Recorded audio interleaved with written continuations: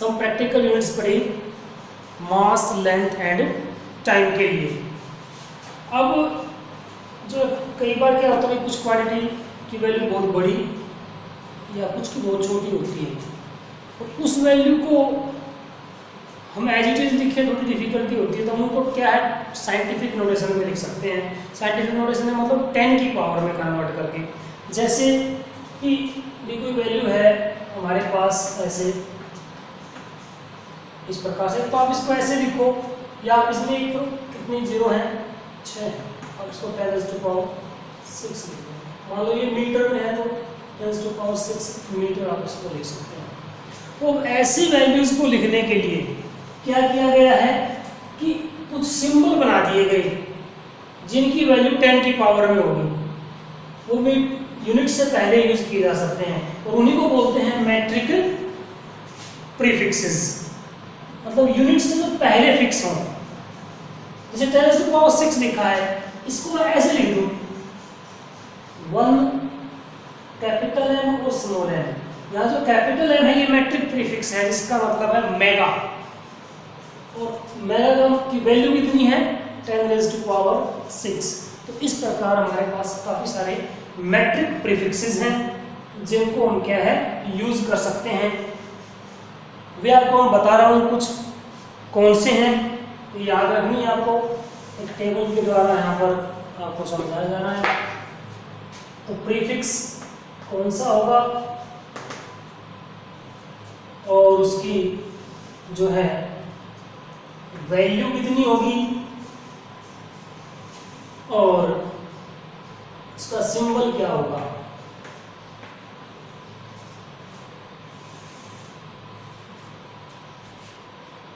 तो हम डेसी से स्टार्ट करते हैं। डेसी, सेंटी, मिली, micro, nano,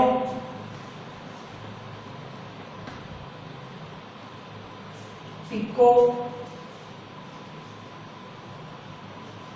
femto, अट्टो,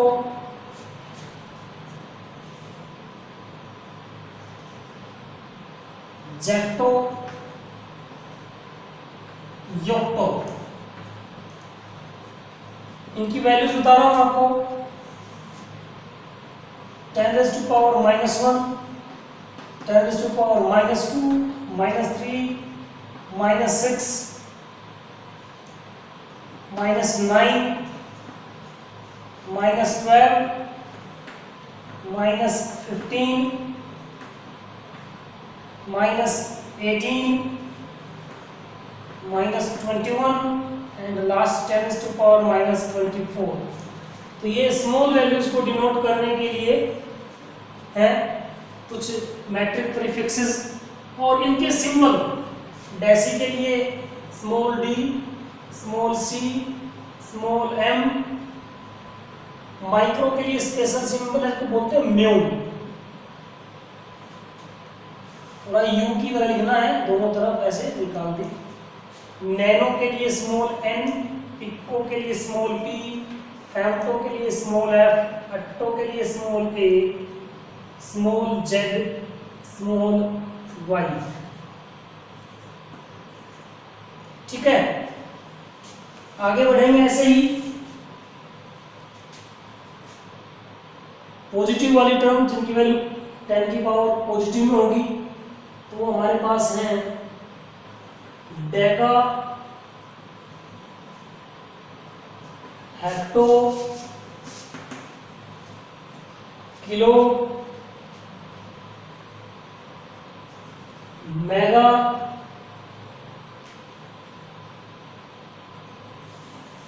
PETA,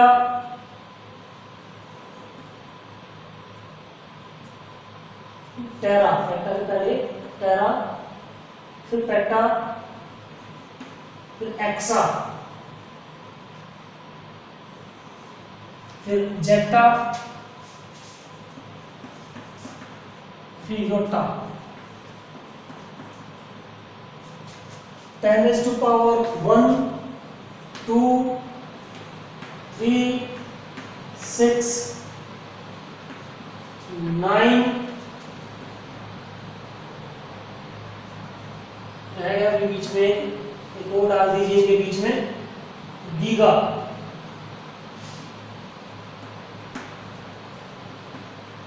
giga की वैल्यू है 10⁻9, टेरा की 10⁻12, पेटा 10⁻15, एक्सा 10⁻18, जेटा 10⁻21, योटा 10⁻24। सिंबल डेटा के लिए DA, हेक्टो के लिए H स्मॉल, स्मॉल के किलो के लिए, मेगा के लिए कैपिटल M, गीगा के लिए कैपिटल G, टेरा के लिए कैपिटल T, पेटा के लिए कैपिटल P, एक्सा के लिए capital E, capital Z and capital Y। These are the metric prefixes whose values are in the form of power of 10 and are used to represent a very big or a very small value। ठीक है, तो ये आपको याद रखनी है, जितनी ज्यादा हो सके सारी याद हो सके तो बहुत अच्छा है, नहीं तो क्या है कि स्टार्टिंग की जैसे ये हैं सेंटी, मिली, माइक्रो, नैनो, पिको, फेम्टो, यहाँ तक बहुत ज़्यादा यूज होती हैं। ऐसे इनमें है कुछ वैल्यू जैसे कि किलो, मेगा, गीगा, टेरा, ये बहुत ज़्यादातर यूज होती हैं। तो ये कुछ वैल्यूज थी। अब हमारा जो चैप्टर हम आपको करा रहे हैं यूनिट्स एंड मेजरमेंट का। अब यूनिट्स के बारे में थोड़ा बताएं तो जब बताया तो यूनिट्स सब हम पढ़ चुके हैं सारी। यूनिट्स को लिखने के भी तरीके होते हैं, जैसे कि देखिए कोई भी यूनिट है, मीटर है, आपने मीटर लिखा है कहीं पर, तो मीटर, ये भी मीटर है, ये भी मीटर लिखा है, ये भी मीटर का सिंबल हो गया, ये मीटर हो गया। तो ये नहीं कि अपनी मर्जी से कुछ भी लिख दें, मीटर को लिखने का भी, यूनिट्स को लिखने का तरीका है। तो मैं कुछ एक रूल्स में आपको बता रहा हूँ, फटाफट सुन लीजिए कि जो यूनिट्स जो लिखी जाएंगी, कोई भी यूनिट लिखी जाए, जब वो पूरी लिखी जाती है तो सारे लेटर उसके स्मॉल होते हैं। Units are written in the small letters. तो इनमें से अगर हम ये कहें तो ये सही होगा मीटर। ठीक है, कैपिटल एम लिखने की जरूरत नहीं, चाहे वो साइंटिस्ट का नाम ही क्यों ना हो। जैसे कि न्यूटन, कोई फोर्स है 20 न्यूटन, तो उसको ऐसा लिखा जाएगा, क्योंकि हम यहाँ पर यूनिट के लिए यूज कर रहे हैं न्यूटन को। एक्चुअली में तो ये नाम है साइंटिस्ट का, लेकिन यूनिट में यूज किया जाएगा तो स्मॉल लेटर ही होगा, चाहे साइंटिस्ट का नाम ही क्यों ना हो। ठीक है, 20 न्यूटन हो गया। अब बात आती है सिंबल की। जब यूनिट्स को हम सिंबल में लिखेंगे तो symbols of the units will be in small letter only except the name of the scientist. मतलब सिंबल जब यूज कर रहे हैं तो साइंटिस्ट का नाम अगर है उसको छोड़कर बाकी सारे सिंबल स्मॉल लेटर में होंगे, साइंटिस्ट का नाम कैपिटल में होगा, जैसे कि 20 न्यूटन। ठीक है, ये 20 न्यूटन सही नहीं है, ये गलत है। मीटर में लिखना है 20 मीटर, ये सही है, अगर ऐसे लिख दिया तो ये गलत है। सिंबल का हो गया।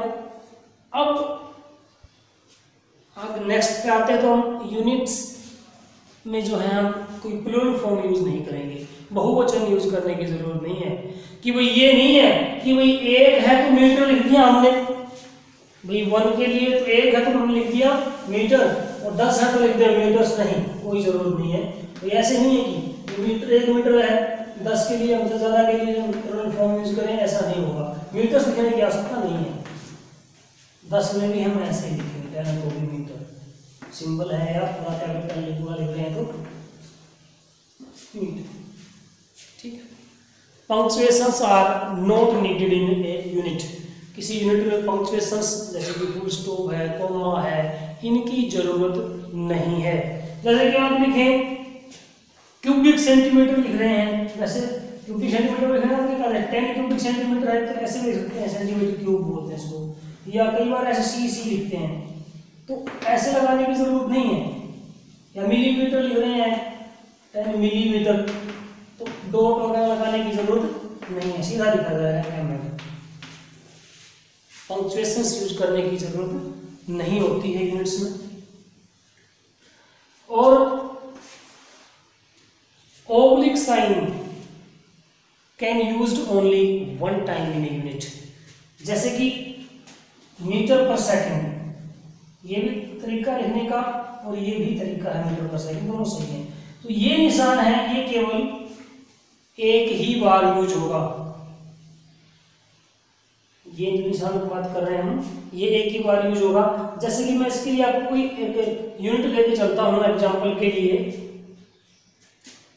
एक यूनिट है कूलम स्क्वायर पर न्यूटन पर मीटर स्क्वायर। ये तरीका तो सही है लिखने का। अगर आप इसको ऐसे लिखते हैं कूलम स्क्वायर पर न्यूटन पर मीटर स्क्वायर, ये गलत तरीका है। ये निशान केवल एक ही बार होगा यूज, तो इसलिए हम इस फॉर्म में लिखें तो अच्छा रहता है यूनिट्स को।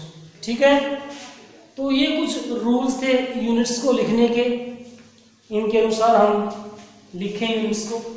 तो यहाँ जो है आपका ये यूनिट्स एंड मेजरमेंट का पार्ट यहाँ पर खत्म हो जाता है। तो नेक्स्ट हम पढ़ रहे हैं यूनिट 1 का part C, measurement of length mass and time. इनका मेजरमेंट, कैसे इनको मेजर किया जाता है, क्या क्या टेक्निक इनके लिए यूज की जाती है मेजर करने के लिए, वो चीज़ें हम इसमें पढ़ेंगे इस चैप्टर में। लेकिन उससे पहले से एक टॉपिक आपको मैं यहाँ पर बता रहा हूँ, ऑर्डर ऑफ मैग्नीट्यूड। मैग्नीट्यूड आपको पता ही है, किसी क्वांटिटी की जो न्यूमेरिकल वैल्यू होती है, जो वैल्यू हम लिखते हैं, जैसे कि हमने लेंथ लिखी है या डिस्टेंस लिखी है, मान लो कि 25 मीटर पर सेकंड से कोई जो है ऑब्जेक्ट चल रहा है, तो 25 मीटर पर सेकंड में क्या उसका मैग्नीट्यूड है, वो उसकी वैल्यू न्यूमेरिकल वैल्यू जो है। अब मैग्नीट्यूड कई बार क्या है, हमारे पास बहुत बड़े या बहुत छोटे हो सकते हैं, तो उस पूरी वैल्यू को हम अप्रोक्सीमेटली करके 10 की पावर में कन्वर्ट कर दें, तो वो जो तरीका है 10 की पावर जो आएगी, वो that power of 10 is called the order of magnitude. तो ऑर्डर ऑफ मैग्नीट्यूड क्या है, एक्चुअल में उस 10 की पावर है, जब उस पूरी वैल्यू को हम 10 में कन्वर्ट कर दे, 10 की पावर में। अब उसके लिए कुछ रूल है। सबसे पहले तो हम वैल्यूज को साइंटिफिक नोटेशन में लिखेंगे, कोई भी वैल्यू है हम उसको साइंटिफिक नोटेशन में लिखें। साइंटिफिक नोटेशन क्या होती है, साइंटिफिक में लिखने का मतलब ये होता है कि हम पूरी वैल्यू को, चाहे कितनी भी बड़ी वैल्यू है, मान लो कि हम रेडियस ऑफ अर्थ लेके चल रहे हैं, रेडियस ऑफ अर्थ कितना होता है, लगभग 6400 किलोमीटर, 6400 किलोमीटर। अगर आप पूरा लिखो मीटर में, ऐसा यूनिट में, तो ये इतना होगा ना। ये साइंटिफिक नोटेशन नहीं है लिखने की, साइंटिफिक रूल नहीं है। साइंटिफिक रूल में क्या है कि इस पूरी वैल्यू को हम जो इस प्रकार से लिखो, इस फॉर्म में a इंटू 10⁻⁷ या x, कोई भी पुट कर सकते हो आप यहां पर। यहां जो a है, value of a should B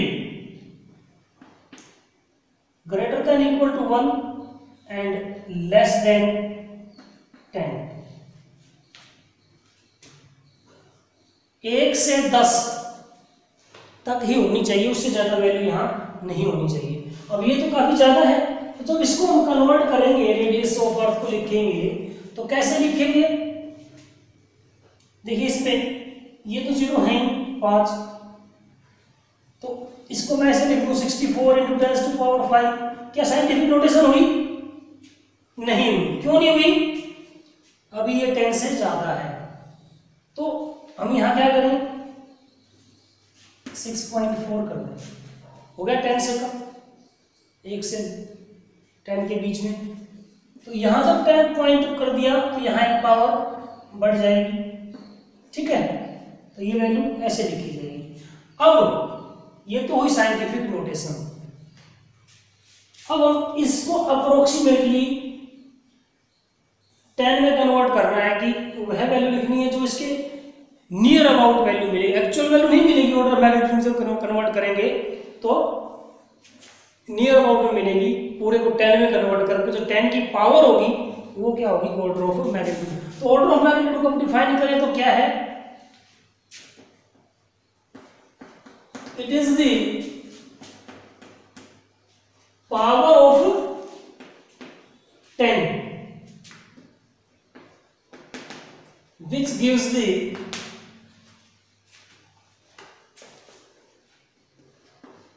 closest value of a quantity.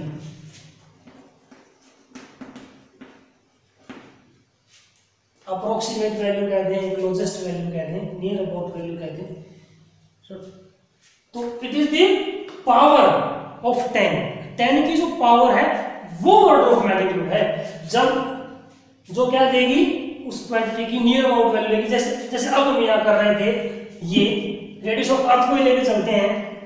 हमने इतना तो कर लिया, 10 की पावर 6 तक तो आ चुका, लेकिन अभी ये हो रहा था। इसका क्या करें,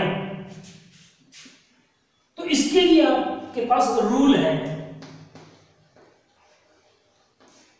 इसका रूल ध्यान रखना आपको ऑर्डर ऑफ मैग्नीट्यूड में। यहां जो वैल्यू आपने ली है, ये ए, ये जो ए हमारा है, यहां मैं नीचे बता देता हूं आपको रूल इसका। जो ए है, value of A, if A is less than 5 then it is considered as 1। तब हम इसको 1 कंसिडर करेंगे। If a greater than equal to 5 then it is considered as 10। तब इसको हम 10 कंसिडर करेंगे। सबसे पहला काम कि वैल्यू को हम साइंटिफिक नोटेशन देंगे, साइंटिफिक नोटेशन में लिखेंगे। उसके बाद क्या है, ये रूल अप्लाई होगा।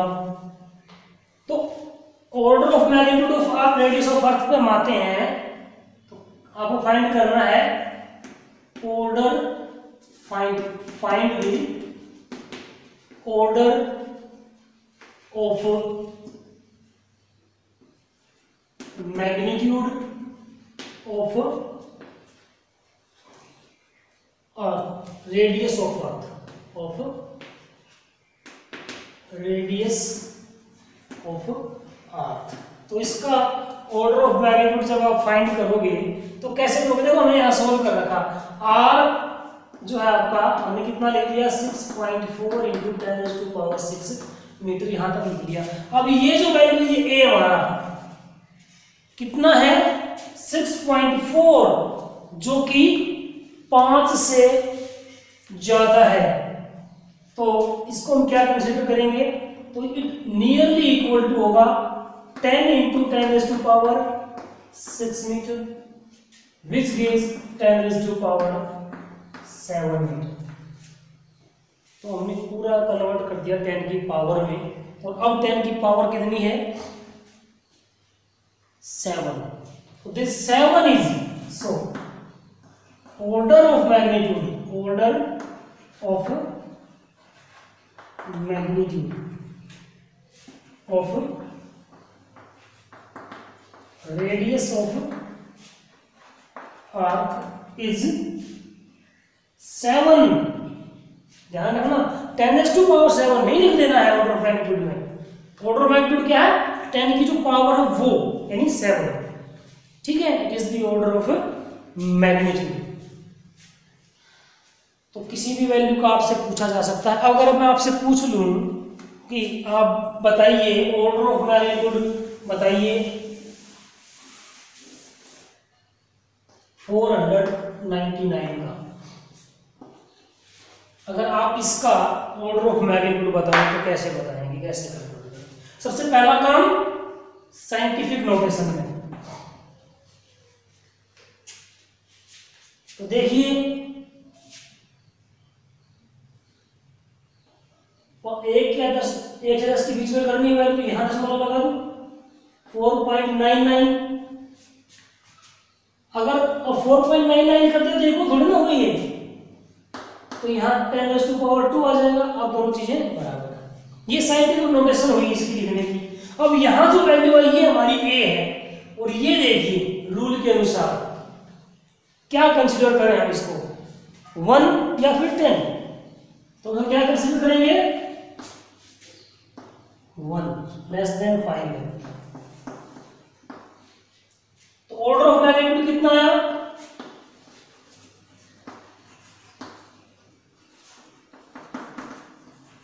कितना आया 2।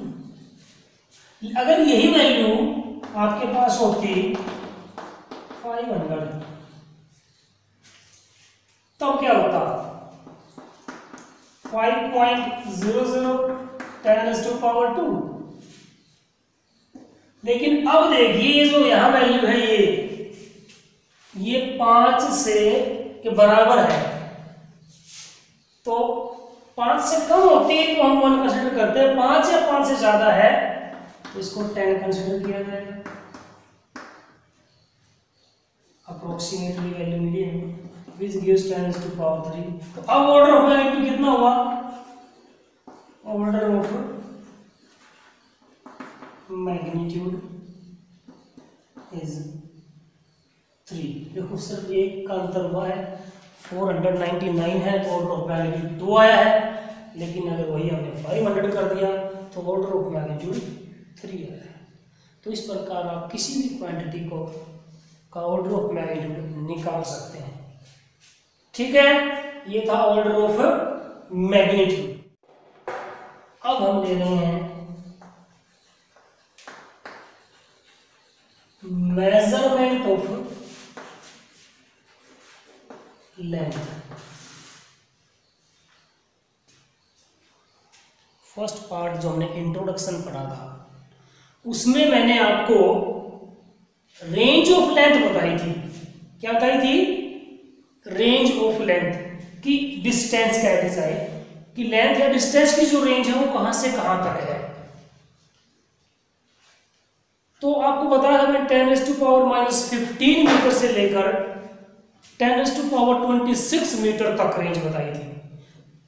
10⁻15 nearly order of the size of the nucleus और इलेक्ट्रॉन हम कह सकते हैं, and 10⁻26 is the radius of the universe, बहुत ज्यादा है। तो हमारे पास बहुत छोटी वैल्यू भी है और बहुत बड़ी वैल्यू भी है। अब उनको मेजर कर कैसे किया जाएगा, वो मेजरमेंट वो कैसे करना है वो हम यहां पर सीख रहे हैं।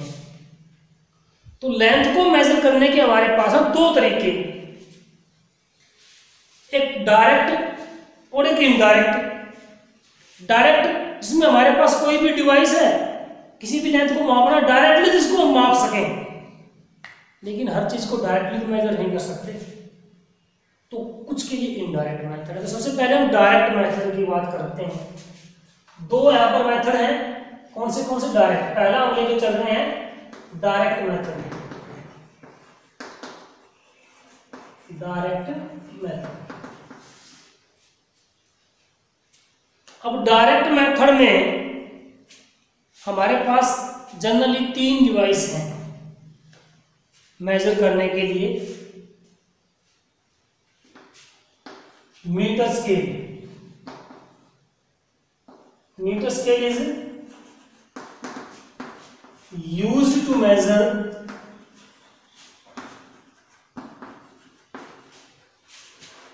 the lengths or distances up to 1 mm से ज़्यादा 100 तक मीटर तक है, एक साथ में माप सकते हैं हम, ज़्यादा तो फिर 2-3 बार करके मापना पड़ेगा। तो आप कह सकते हो 100 मीटर से जो है 1 mm तक छोटी छोटी कम से कम 1 mm माप कैसे कर सकते हैं। मीटर में कहोगे तो 10⁻³ मीटर। एक्चुअली ये 1 mm क्या है, it is called the least count of the metre scale. Least count सुना है? लिस्ट काउंट क्या होता है? लीस्ट, कम से कम, काउंट जो हम उससे गिन सकें, मेजर कर सकें। तो किसी भी डिवाइस से मेजर की जाने वाली कम से कम वैल्यू उसका लिस्ट काउंट कहलाती है।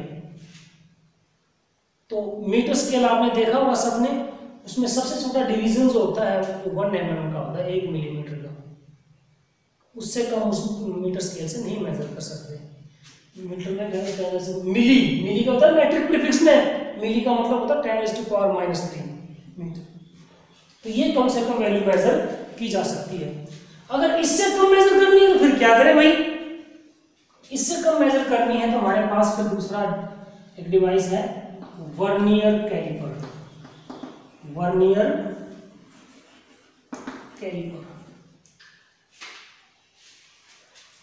is used to measure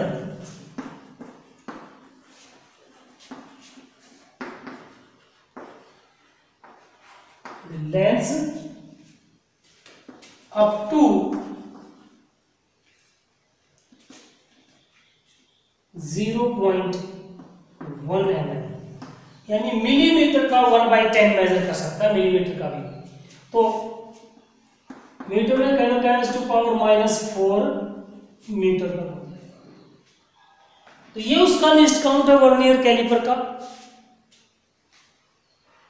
ये डिवाइस आप +1 में आप आ चुके हो, देखोगे प्रैक्टिकल जब करोगे, प्रैक्टिकल्स में वर्नियर कैलिपर आप तो 10⁻⁴ तक की डिस्टेंस या लेंथ मेजर की जा सकती है। इसे डायरेक्टली यूज होता है, तो डायरेक्ट मेथड ही है ये भी। अगर इससे भी कम मेजर करनी है तो फिर हमारे पास एक और डिवाइस है,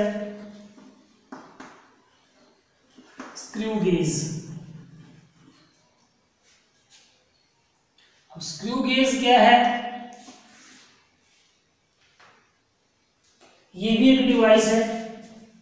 स्क्रू गेज क्योंकि में स्क्रू होता है घुमाने के लिए, इसे स्क्रू गेज बोलते हैं इसको। और ये मेजर कर सकता है, is used to major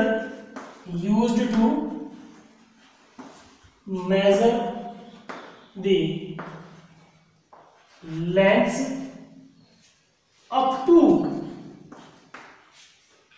0.01 mm, यानी मिलीमीटर का 1/100 100वां हिस्सा मेजर कर सकता है। मतलब यहाँ तक कि हम ये कहेंगे आपके पेपर की कॉपी का जो कागज है उसकी भी थिकनेस, उससे मोटाई उससे मेजर की जा सकती है। यानी 10⁻⁻⁵ मीटर। ये उसका लिस्ट काउंट है, किसका? स्क्रू गेज का। गेज में शायद जी ही आएगा, तो ये आपका है स्क्रू गेज। ये डायरेक्ट मेथड है किसके? लेंथ के। अगर इससे कम डिस्टेंस मेजर करनी है फिर हम डायरेक्टली मेजर नहीं कर सकते, वो इतनी स्मॉल हो जाती हैं कि वो उनको क्लियरली उनको देख भी नहीं सकते, ऑब्जर्व नहीं हो पाती, तो उनको मेजर हम डायरेक्टली नहीं कर सकते हैं। तो उनके लिए इनडायरेक्ट मेथड आते हैं। ऐसे ही जो बड़ी डिस्टेंस है, लॉन्ग डिस्टेंसेस है, कुछ मीटर्स तक, कुछ 100 मीटर तक हम मेजर कर सकते हैं मीटर स्केल को 2-3 बार रख के यूज करके। लेकिन अगर हमें अर्थ से मून की डिस्टेंस मेजर करनी है, अर्थ से सन की डिस्टेंस मेजर करनी है, तो डायरेक्टली तो नहीं मेजर कर सकते ना। ये तो नहीं है कि आप मीटर स्केल लो और मून तक चले जाओ मीटर स्केल को लेके, नहीं जा सकते मीटर स्केल को लेके अर्थ से मून तक। तो उसके लिए इनडायरेक्ट मेथड है और वो हम पढ़ेंगे नेक्स्ट वीडियो में। तो यहाँ तक आपने पढ़ा डायरेक्ट मेथड लेंथ के, आगे इनडायरेक्ट मेथड बताएंगे कैसे जो है लंबी दूरियों को, लॉन्ग डिस्टेंसेस को, और कैसे ही स्मॉल डिस्टेंसेस को हम मेजर कर सकते हैं, वही तरीके आपको बताए जाएंगे। ठीक है, ओके, थैंक यू।